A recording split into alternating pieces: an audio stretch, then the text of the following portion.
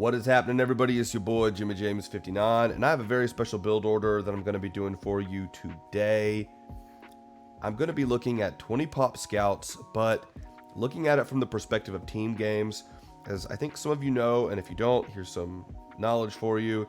Team game meta tends to play out a bit differently than 1v1s. 1v1s typically involve a lot of counterplay and getting to a composition that is one gold unit, one trash unit, and a siege unit. But team games tend to play out a little bit differently. The meta tends to be one person going cavalry and the other going a ranged unit like archers, usually arbalists. So, this is very common. Sometimes you see some deviations from that. We might see some deviations from that this game, right? We'll take a look. And what I want to show you here is to think about when you're in the scouts role, how to play that in team games, right? So it's not just a build order, but it's also something of a primer for playing the scout role in team games. So let's go ahead, right? I'm going to put the build order here up in the video so you can take a look at it. As you can see, right, I'm playing in the Magyars. So the Magyars are a civilization that do not get a Dark Age eco bonus. So this will work with a lot of different civilizations here. Okay, perfect. So let's go ahead, right? We're going to cast this game, and I'm going to turn the volume down just a little bit here, because we don't need that much volume. So let's cast this game. I'm going to zoom out just a little bit, take a look at my map. Unfortunately, I think that this is not a great map. We have forward main gold, forward berries, which is very important in a scout build. Do have some nice wood lines, but in general, looking at this map, I'm thinking, well, there's two things, right? One, my initial thought is, well, I might need to play this more aggressively to keep pressure from coming my way. The other difficulty that you run into in a team game is that even if you are, say, closer to a particular opponent, right? We'll get into them in a second. You could still get pressure from the other opponent. And one of the strategies in a team game that is the most common is to focus on the cavalry player, right? And so keep the cavalry player down, because knights, they really are such a population efficient unit. They require a lot of economy, however, to maintain production of, and so if you can keep them down, then that means you're only gonna have to deal with archers, and then of course knights versus archers in equal numbers, the knight should win, unless you get to a really late game scenario. Archer players are still very important, and having a really big ball of foot archers is very important in team games and can be overwhelming. But typically the meta is to go after that cavalry player, because archer players can keep production going from ranges with not that many on wood and gold. So it's one of those things, whereas knights, it just takes such an economy to keep them going. So it's not the best map, and I'm looking at this and thinking, a 20 pop build may be the right way to play it. I'll take a look at my teammate, and I will say this is something of a mixed rated game. My teammate is something of a 750, 800 level player, and so he's going ahead, he's playing as the Ethiopians, and he's starting to get himself walled up, and so not looking so bad here in the beginning. We can see the boar are being lured in at the same time, a lot of different places. We can see our opponents here. In the blue, we have the Franks classic team game civ, really strong, probably expecting to go scouts, and then another really strong team game civ, the Vietnamese. Now if we take a look at the Franks, they have a pretty good map, I'd say. Nice back wood lines, nice back gold. Berries are kind of off to the side, but further away from this front of the base. I think it's a good map for our Frank player. And for our teal player, bit of an unfortunate map, I'd say. The main gold being forward's not good, but this is a nice back gold. And this is actually an eminently wallable area, so they do have a back gold that they can get to pretty easily. All in all, I'd say it's not the worst base. In fact, I would say it's a decently wallable base. So I think that they do have something of an advantage in the map front, as we're getting another boar coming in. Now, what do we want to think about here, right? Thinking about this matchup, probably, again, one of the things with team games, you're generally not wondering what opening your opponent's going to go for. It should be pretty straightforward.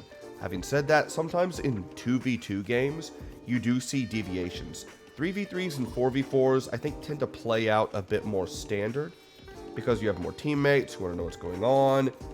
And there's just, as we see my scout roughing up this villager here. And it's just, there's more defined roles. However, in a 2v2, right, there is a bit of flexibility sometimes. And so it's important to keep that in mind. Now, if we look at our Frank player, right, he's got the 3 on wood here. Oh, he's got 4 on wood, actually. So that's pretty interesting here to have 4 on wood as the Franks. And for our Vietnamese player, only 3 on wood from the jump, right? Not what I would really expect. What our opponent might be thinking here, as they're putting a lot on wood. Probably go look at, they're going for some kind of one lumber camp play. Vietnamese do have the wood cost on their economic upgrade subtracted, so maybe that's the thought process here. And we are seeing, well, it looks like what's going to be a 22 pop uptime. Pretty decent idle TC time. You can see that we're already up, and we're at 1 second of idle TC time. So again, thinking about, again, we're Magyars here, right? Magyars are not a civ with a very strong eco, they're much stronger in terms of their military bonuses. And let me say something else about team game meta, right? One of the things about team game meta is that you have civilizations that, as you can see, the scout ran under here. I'm going to get a little bit of trick on him. One of the things that people complain about with team games is that you tend to see the same civs picked over again because some civilizations are just better suited, right? And so Magyars, I think, are one of the better civs that you actually see in team games more frequently, but they also don't have that Dark Age eco bonus. Magyars do have some bonuses to their scout line, such as cheaper scouts and the free melee attack upgrades. So you do have some advantages if you're playing scouts as Magyars. And but hey, you know, you could very much find yourself in this position, so you want to take that and learn from it. Okay, now what are we seeing? Well, from our teal player, right, we don't have an opening just yet. What are they going to put down? We'd expect it to be an archery range. It definitely is. And it looks like the Frank player here is also going to try to get archery range down. All right, we have our ally here is walling up pretty considerably. Walling up in team games is actually something that you want to do. You want to be pretty confident at it. You don't want to get the walls up quick.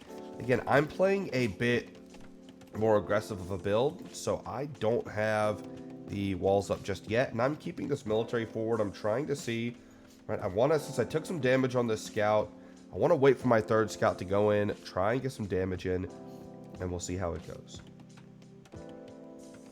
Alright, so now we have these scouts going in, going to be looking to try and get some damage. And this is really interesting. I actually can't see this because none of these walls are created yet. But seeing stone walls.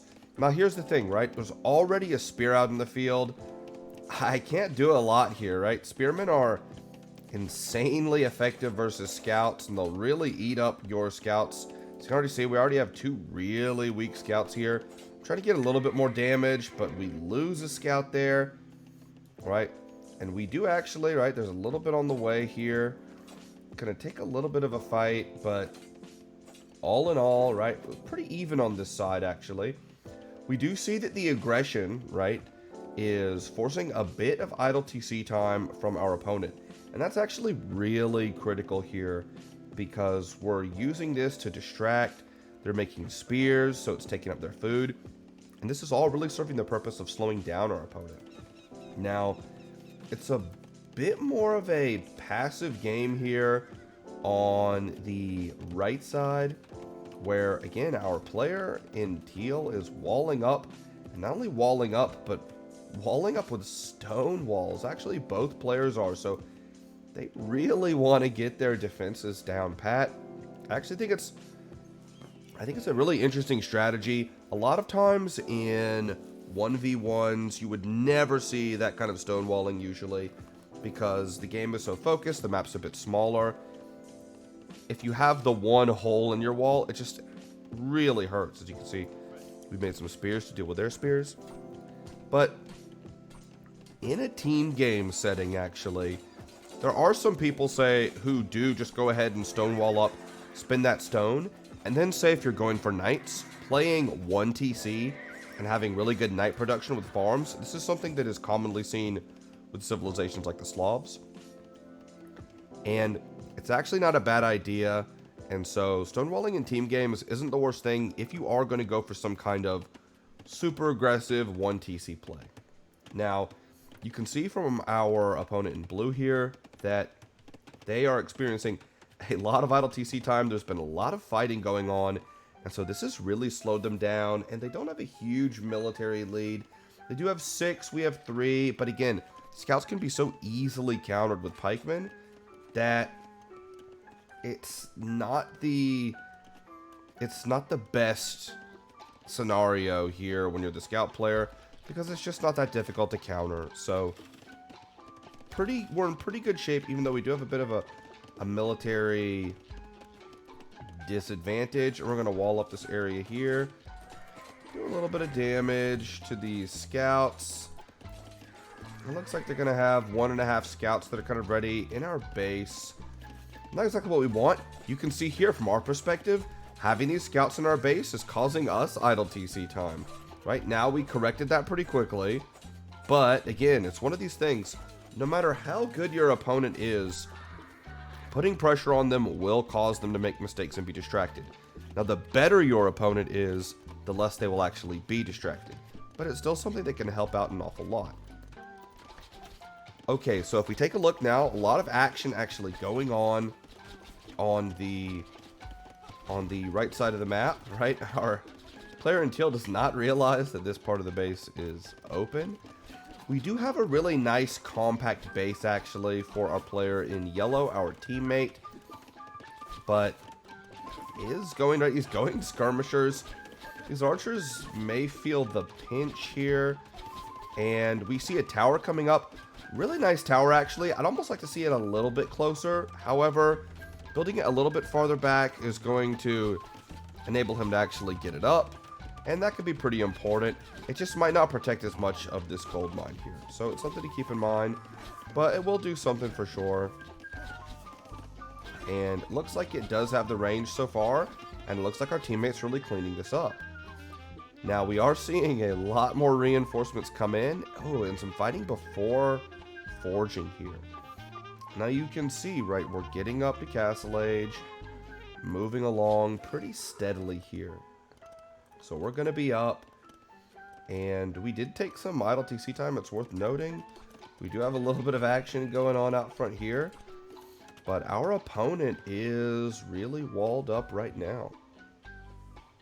Alright, so we should get a pretty decent time here. Our Castle Age time should come in at probably somewhere under 21 minutes. And so what are we doing here, right? Well, you're getting your eco upgrades, you're getting your upgrades on your cavalry units, and the idea here is to have 2 stable production going into the next stage.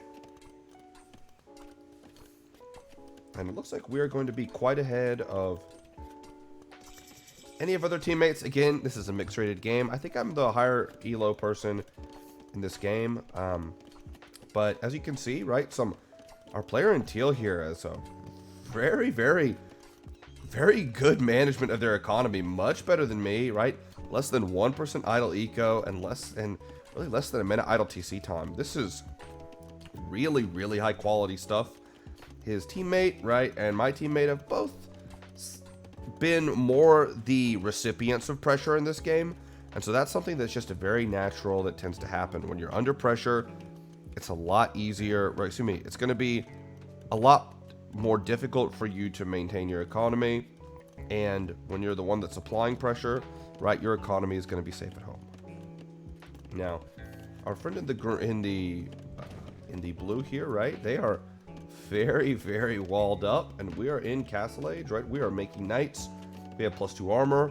We do have our wood upgrades, so we really, really are set here. And, well, are we going to find a way in?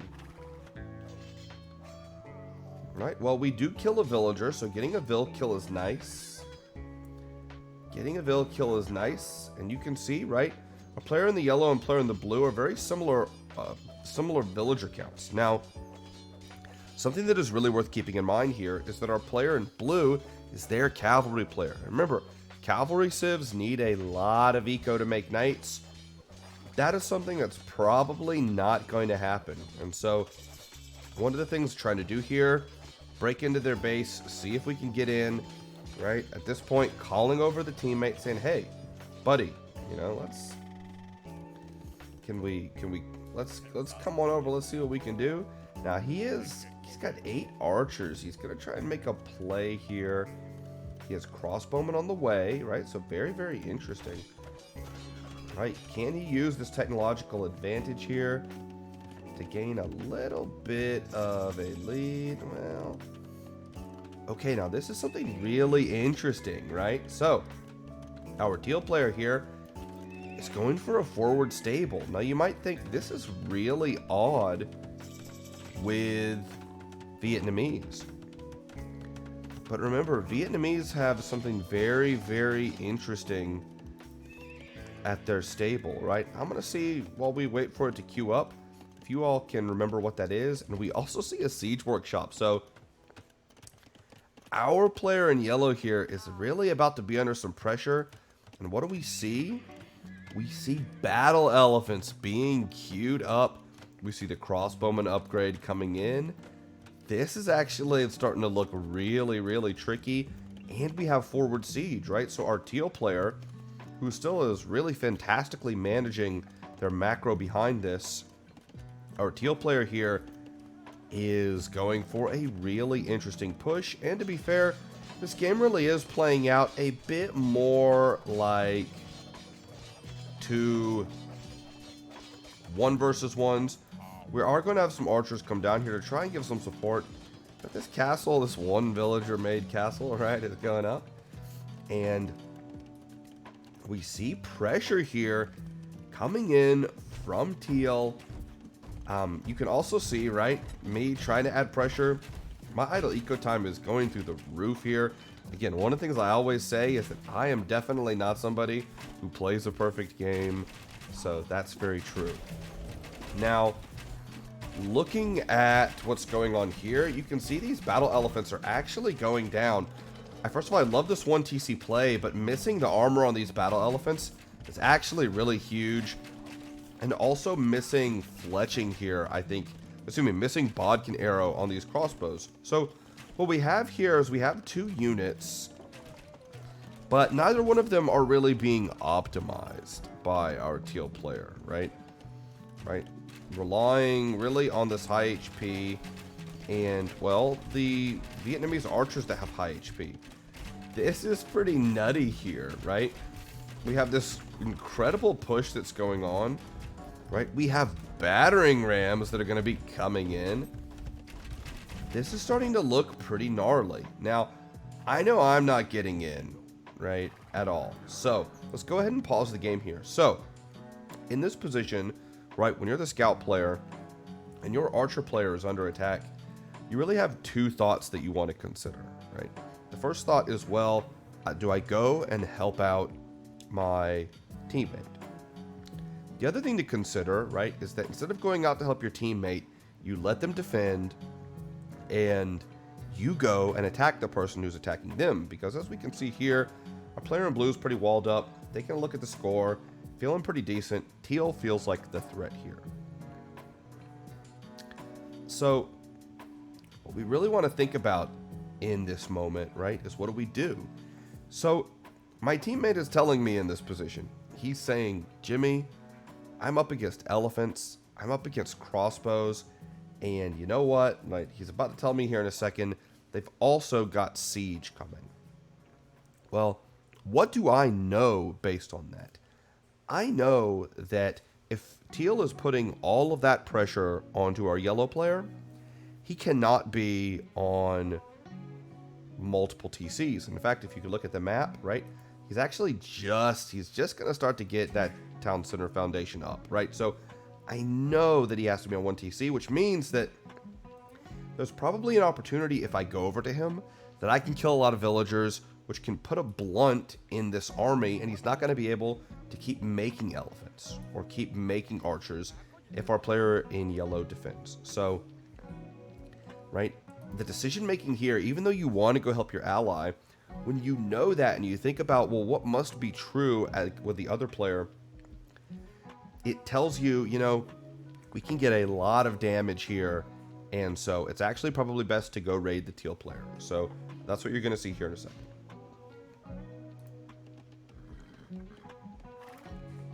Alright, so as you can see, we have about 17 knights, more coming around, right? I have a few that are just kind of hanging around, malingering out here. Right, and okay, and so we're going to go counterattack. Now, a lot of this base is actually pretty walled up. So we find, right, some house areas here. And this is a really nice place to attack, because these houses are going to go down pretty quickly. We've got the knights, and given how many knights we have, it's going to be pretty hard for our teal player to repair behind it. Here, he doesn't really make the effort. I mean, we're really on him, because again, he's also focused down here, right? So we come in, and given where his focus is, right, really quick reaction time. But we have 22 knights. Our player in blue actually has taken this more macro approach. He's got a castle up in defense, town centers. Honestly, the thing I'm thinking about right now is actually that I'm thinking he's on 1 TC. I don't know about the TC in the back. It did just come up a little while ago, so it really has been more like a 1 TC play most of this time. So what I'm thinking is that, you know what, we're going to get a lot of kills here. And that's exactly what happens. You can see we already have, right, there's already 14 eco KDs. We're up to 15, 17, etc. And it's just a vulnerable location. We're going to go ahead, finish off this town center so it doesn't come back to bite us. And well, our teal player is just not in a great position here, right? Does not have a lot actually to protect the economy once these walls have been breached. And all of a sudden, you see his population is falling really sharply. And there are some crossbows still here. But our player in yellow has a really nice compact base here. Some defense with this watchtower that's set up. And we are in a pretty commanding spot at this point in the game, as you can see. And teal player is deciding to relocate. But look at this, they're down to 15 population. This town center is about to go down, and we should probably send something back to kill that, but I guess we're just going to leave that up, right? Probably should go ahead and kill that, realistically. And there's just a mass exodus going on. I think our teal player here has probably decided that with only 15 villagers, there's not a lot he can do, and as you might expect, the GG should come in very, very shortly.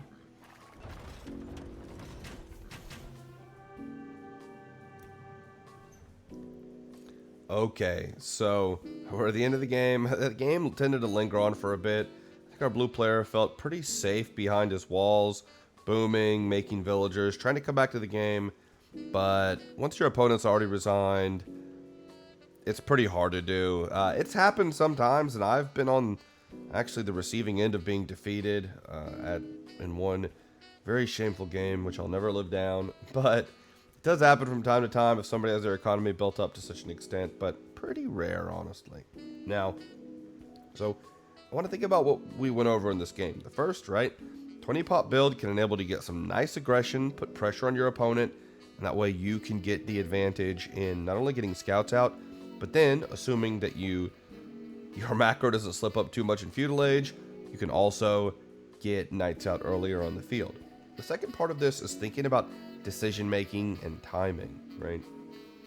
Knowing, based on what another player is going into, what must be going on. Here, the decision point that really won us the game was recognizing that our teal player couldn't have had that much economy, and so therefore there really wasn't a lot to protect his villagers in the event of a raid, right? completed the raid. We killed a lot of villagers, and he had a really efficient macro. So that actually meant a lot in this game, and we had that decision that we made, that we consulted with our allies, and that was what won us the game. So that's how it happened. Team games are really fun in Age of Empires 2. Some people think they're really chill. I actually don't. I think team games are incredibly stressful, much more stressful than 1 versus 1s, because there's just so many unknowns, and you're trying to talk things through, etc. But this 20 population scout build is a really nice build order in team games. In my next build order video, I'm going to show you a 21 pop scout build, and we'll see that.